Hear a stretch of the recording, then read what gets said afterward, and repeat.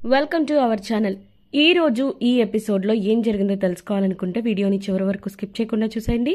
ఇక వీడియోలోకి వెళ్తే కనుక ఇక బర్త్డే కోసం అందరూ వస్తారు కదా, శౌర్య బర్త్డే కోసం. ఇక దాంతో స్టార్ట్ చేయాలి అని చెప్పేసి అనుకుంటుండగా ఇక ఈ రోజు పుట్టినరోజు చాలా గ్రాండ్గా చేయాలనుకుంటున్నాం. అందుకే ఈ పుట్టినరోజు కోసం చిట్టి తల్లి కోసం నేను మంచి కేక్ తీసుకొచ్చాను అని చెప్పి పారిజాతం అంటది. థ్యాంక్ యూ జోగ్రాని అని అంటుంటే అదేం కాదు అని చెప్పి ఇంక శివనారాయణ ఇంకా జరిగింది చెప్తాడు. ఈరోజు శౌర్య పుట్టినరోజు కదా, నువ్వు ఏం చేస్తావంటే మేము ముందు వెళ్తాం, నువ్వు వెనకాల కేక్ తీసుకుని రా అని చెప్పి అంటాడు శివనారాయణ. సరే తీసుకొస్తాను, డబ్బులు ఇవ్వండి అని చెప్పి అంటే, డబ్బులా ఇందాక ఇచ్చాను కదా అంటే, ఎప్పుడు ఇచ్చారు అని చెప్పి అంటే, ఇందాక కాంచనకు ఫోన్ చేసి కనుక్కోమన్నప్పుడు నువ్వు కనుక్కుంటుండగా 20,000 ఇచ్చాను కదా, ఆటల్లోంచి తీసుకురా అని చెప్పి అనగానే షాక్ అయ్యిద్ది. చిచి ఈ ముసలోడు నాతోనే ఖర్చు పెట్టిస్తున్నాడు అని చెప్పేసి అన్న మాటలు గుర్తు చేసుకుని, ఏముంది ఖర్చులు కనిచ్చి దీనికైతే ఖర్చు పెట్టించాడు అని చెప్పేసి ఇంకా తనలో తానే అనుకుంటా ఉంటుంది. ఏం పారిజాతం అంతే కదా అని చెప్పి శివనారాయణ అంటే ఇంకా అందరూ నవ్వుకుంటారు. సరే సరే అయితే ముందు బర్త్డే కేక్ అయితే కట్ చేపిద్దామని చెప్పేసి అనుకుంటూ ఉండగా ఇక అప్పుడు సుమిత్ర ఆపి, ఒక్క నిమిషం రా, ఏంటి కార్తీక్ నువ్వు వీళ్ళకి ఏ విషయం చెప్పలేదా? నేను కేవలం ఈ బర్త్డే గురించి మాత్రమే కాదు, ఆ మనిషి గురించి కూడా వచ్చానని చెప్పలేదా అని చెప్పి అంటుంటే, ఏ మనిషి గురించి అని చెప్పి కాంచన అంటది. అంటే ఆ మనిషే అని చెప్పి అంటుంటే, ఏం ప్రాణదాత గురించి అని చెప్పి టాపిక్ వచ్చింది. ఇక వచ్చేసరికి అసలు ఏం జరుగుతుంది ఇక్కడ, ఏమవుతుంది అని చెప్పి దశరథ అడుగుతాడు. అందరికీ అర్థమయ్యేలాగా నేను చెప్తాను అని పారిజాతం ఇంకా ఎస్టర్డే జరిగిన టాపిక్ గురించి చెప్తా ఉంటుంది. అసలు ఏం జరిగిందంటే, చిన్నప్పుడు కార్తీక్ని జ్యోత్స్న పూల కోసం పాండ్లోకి దింపింది కదా, అప్పుడు కాలుజారి పడ్డాడు, వాడికి ఈత రాక. ఆ టైంలో ఒక ప్రాణదాత వచ్చి కాపాడింది కదా ఒక చిన్న పాప. ఆ పాప ఎక్కడో కాదు ఈ రోడ్లోనే ఉందంట, కార్తీక్ వాళ్ళ ఇంటికి దగ్గరగానే ఉందని నిన్న చెప్పాడు అని చెప్పి అనేసరికి, అవునా ఈ విషయం నాకు ఇప్పుడే తెలుస్తుంది, అసలు నేను వస్తాను ఆ ప్రాణదాతని చూడడానికి అని చెప్పేసి ఒక్కొక్కరుగా అంటూ ఉంటారు అందరూ. అంటూ ఉండేసరికి ఇంకప్పుడు, ఏంట్రా ఇది నాకెందుకు చెప్పలేదురా నీ ప్రాణదాత గురించి, అంత గొప్ప మనిషి నీకు మన ఇంటి దగ్గర ఉందంటే మనం ఇప్పటివరకు కలవకుండా ఎలా ఉంటామని అంటే, ఈ విషయం నాకు మొన్నే తెలిసిందిలే అమ్మా అని చెప్పేసి కార్తీక్ అంటాడు. ఇక ఆ మాటకి సరే అయితే ఖచ్చితంగా వెళ్దాము అని చెప్పి అన్న తర్వాత ఇంకా అందరూ ఒక్కొక్కరుగా అంత గొప్ప మనిషిని నేను చూడాలి అని చెప్పేసి అంటుంటే, దీపేమో భయపడిపోతూ ఉంటుంది. ఇదేంటి బావ అసలు ఏం చేస్తున్నాడు, ఎవరిని తీసుకురాబోతున్నాడు, నేనే కదా ప్రాణదాతని, మరి ఏం చేయాలనుకుంటున్నాడు, ఈ రెండు కుటుంబాలని కలపడానికి బావ ఏదో ప్లాన్ చేసినట్టున్నాడు, ఖచ్చితంగా ఏదో జరుగుతుంది అని చెప్పేసి ఇంకా తనలో తానే అనుకుంటా ఉంటుంది. సరే అని చెప్పి లోపు వెయిట్ చేస్తూ ఉంటుంది, అసలు బావ ఏం చెప్పాలనుకుంటున్నాడు అని చెప్పేసి. ఒక్క నిమిషం, మనందరం వెళ్ళడం కన్నా కూడా తనని ఇక్కడికి పిలిపిస్తే మంచిది కదా, ఎందుకంటే మనందరం వెళ్ళాలనుకుంటున్నాం అని చెప్పేసి కార్తీక్ అంటాడు. సరే అని చెప్పి తననైతే వెంటనే పిలిపించు అని చెప్పి సుమిత్ర అంటుంది. నేను పిలిపిస్తాను కానీ అత్త, ఒక్క విషయం అడుగుతాను, నువ్వు నిజం చెప్తావా అంటే, చెప్తాను రా, ఏంటది అని అంటే, నీకు నీ కంటికి ఆ ప్రాణదాత కనిపిస్తే ఏం చేస్తావు అని చెప్పి అంటే, అది మాటల్లో చెప్పేది కాదురా, తను కనిపిస్తే నేను ముందుగా చేతులెత్తి మొక్కుతాను, ఎందుకంటే నీకు కానీ చిన్నప్పుడు పొరపాటుని ఏదైనా అయ్యుండుంటే నా కూతురు చేసిన తప్పుకి జీవితాంతో నేను బాధపడవలసి వచ్చేది. నిజానికి తను కేవలం నీకు మాత్రమే ప్రాణదాత కాదురా, నాకు కూడా ప్రాణదాతే. అందుకే తనకి దండం పెట్టి తన లాకెట్ని తన మెళ్లలో నేనే వేస్తాను. అంతేకాదు తను సాయం పొందే స్థితిలో ఉంటే తనకి ఎంత పెద్ద సాయం అయినా చేస్తాను అని చెప్పి ఇంకా అలా చెప్తా ఉంటుంది సుమిత్ర. ఈ మాటలకి దీప చాలా హ్యాపీగా ఫీల్ అవుతూ ఉంటుంది, అలాగే కార్తీక్ కూడా హ్యాపీగా ఫీల్ అవుతూ ఉంటాడు. ఏం చేయబోతున్నావు బావా అని చెప్పంటే, నువ్వు కాసేపు సైలెంట్గా ఉండు అని చెప్పి కార్తీక్ అంటాడు దీపతోటి. సరే అని చెప్పి ఇంకేం మాట్లాడదు. సరే అయితే ముందు మనం కేక్ కట్ చేద్దాము, తర్వాత నన్ను పిలిపిస్తాను అని చెప్పేసి అంటాడు ఇంకా కార్తీక్. ఇక ఆ తర్వాత రండి మాస్టారు, ఈలోపు మనం ఇది కేక్ని తీసి పెడదాము, అరేంజ్మెంట్స్ చేద్దాము అని అంటుంటే సరే అని చెప్పి అటు వెళ్తారు. ఈలోపు పారిజాతమేమో, సరే ఈ ప్రాణదాత ఎవరో ఏంటో తెలుసుకుందాము, కానీ ఈలోపు నేను నా కొడుకు ఒకసారి ఫోన్ చేసి కనుక్కోవాలి అని చెప్పేసి ఇంక తనలో తానే అనుకుంటా ఉండి బయటకెళ్ళి దాసుకు ఫోన్ చేసిద్ది పారిజాతం.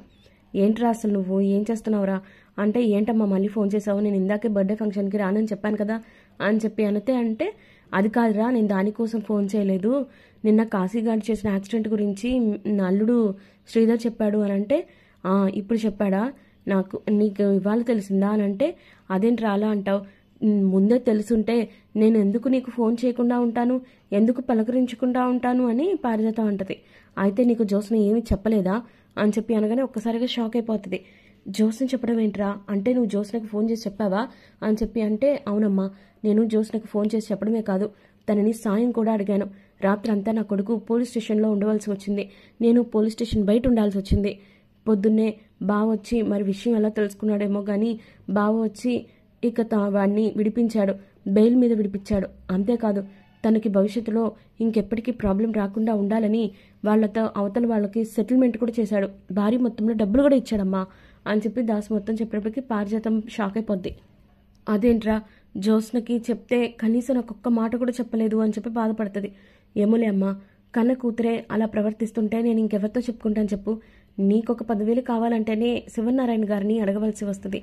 ఆయన్ని అడిగితే మళ్ళీ ఈ విషయం తెలుస్తుంది. మళ్ళీ సాయం ఆయన్ని అడగడం ఇష్టం లేక జ్యోత్స్నకై ఫోన్ చేశాను. ఈ విషయంలో ఎవరిని బాధ పెట్టాలని నాకు అనిపించలేదు. కాకపోతే కన్న కూతురు అయ్యుండి జ్యోత్స్న కూడా అలా చేస్తుందని అసలు ఎక్స్పెక్ట్ చేయలేదు. తను ఖచ్చితంగా సాయం చేస్తుందని ఆశపడ్డానమ్మా అని చెప్పి బాధపడతాడు. ఏదైనా కూడా తప్పు నాదేనేమో అలాంటి కూతుర్ని కన్నందుకు. వదిలేలే అమ్మా, ప్రాబ్లం అయితే సాల్వ్ అయిపోయిందిగా, ఇంకెవరిని బాధ పెట్టదలుచుకోలేదు అని చెప్పి ఫోన్ పెట్టేసి వెళ్ళిపోతాడు. ఇక దాసు అలా ఫోన్ పెట్టేసిన తర్వాత బాధపడుతూ ఆలోచిస్తూ ఉంటుంది పారిజాతం. ఇక జరిగింది తలుచుకుంటుండగానే ఈలోపు జ్యోత్స్న వస్తుంది. మై డియర్ గ్రానీ, ఏంటి ఇక్కడ కూర్చొని ఆలోచిస్తున్నారు, ఏమైంది? అక్కడ లోపల కేక్ కటింగ్కి అందరూ ప్లాన్ చేస్తున్నారు, అలాగే అందరూ నిన్ను పిలుస్తున్నారు కూడా, రా లోపలికి అని చెప్పి ఇంక అంటుంటే, లేదు నేను వస్తానులే పదా అని చెప్పి అంటుంటే, ఏమైంది గ్రానీ నీకు అలా ఉన్నావు అని అంటే, ఏం లేదు పదా అని చెప్పి రాత్రి అన్న జ్యోత్స్న మాటలు గుర్తు చేసుకొని, ఇది నా మొహం మీద నన్నే కొట్టేలాగా ప్రయాణం చేసిందనమాట, ఇది ఇంత రాక్షసని అసలు అదుకోలేదు అని చెప్పి బాధపడుతుంది.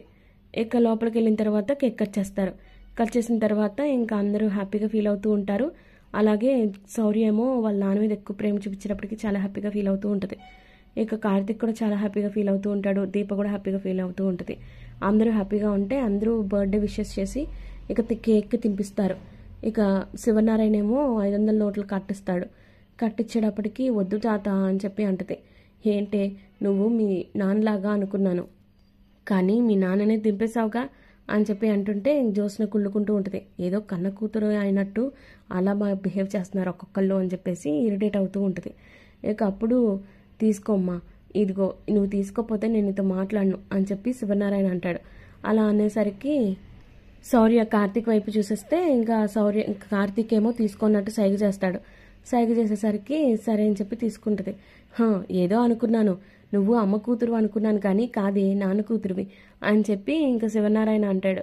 ఏదేమైనా మీ నాన్న సరే అంటే కానీ నువ్వు తీసుకోలేదు అంటే ఇక కార్తీక్ ఏమో ఇప్పుడు డబ్బులు ఎందుకు తాతగారు అని చెప్పి అంటే, దాని గురించి కాదు, ఇది శౌర్య ఖర్చుల కోసం అంతే, అంతకు మించి ఇంకేం లేదు అని చెప్పేసి ఇంకా అలా అనుకుంటా ఉంటారు. బాగా హ్యాపీగా ఉంటే ఇంకా శౌర్య ఏమో సరే ఈ డబ్బులు తీసుకెళ్లి బిరువాలో పెట్టుకుని నువ్వు దాచుకో చక్కగా అని చెప్పేసి పంపించేస్తారు.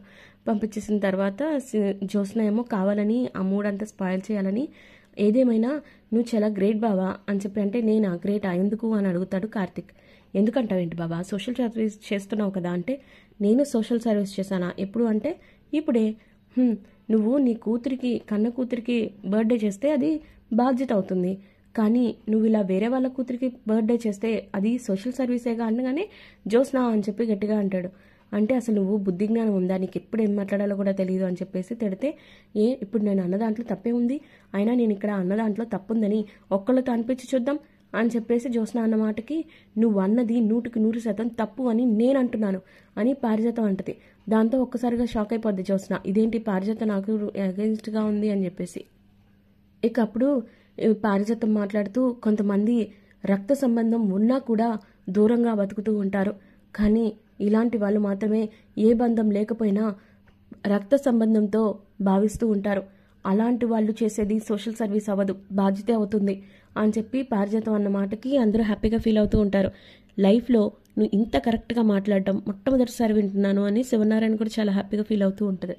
ఇంకా అలా అయ్యేసరికి, ఇదేంటి గ్రానీ నాకు ఇలా మాట్లాడుతుంది, అసలు ఏమై ఉంటుంది, తనకి ఏం ఆలోచిస్తుంది అని చెప్పేసి అంటుంటే, అవును నీలాగా అందరూ ఉండరు కదా జ్యోత్స్న, నువ్వు అన్నది 100% తప్పే, ఇంకెప్పుడు శౌర్య విషయంలో కార్తిక్ విషయంలో అలా మాట్లాడొద్దు. వాళ్ళిద్దరి మధ్య ఉన్నది నిజమైన తండ్రి కూతుళ్ళ సంబంధం. అందుకే వాడు అంత బాగా శౌర్య కోసం ఆరాటపడుతూ ఉంటాడు. కానీ కొంతమంది ఉంటారు, రక్త సంబంధాన్ని కూడా దూరం పెడుతూ ఉంటారు, పగ తీర్చుకుంటూ ఉంటారు అని చెప్పి బాధపడుతూ ఉంటుంది. ఇక పారిజాతం అన్న మాటలకి జ్యోత్స్న ఆలోచనలో పడుతుంది, ఏమైంది గ్రానికి అని చెప్పేసి. మరి రాబోయే కథలో ఏం జరగబోతుందని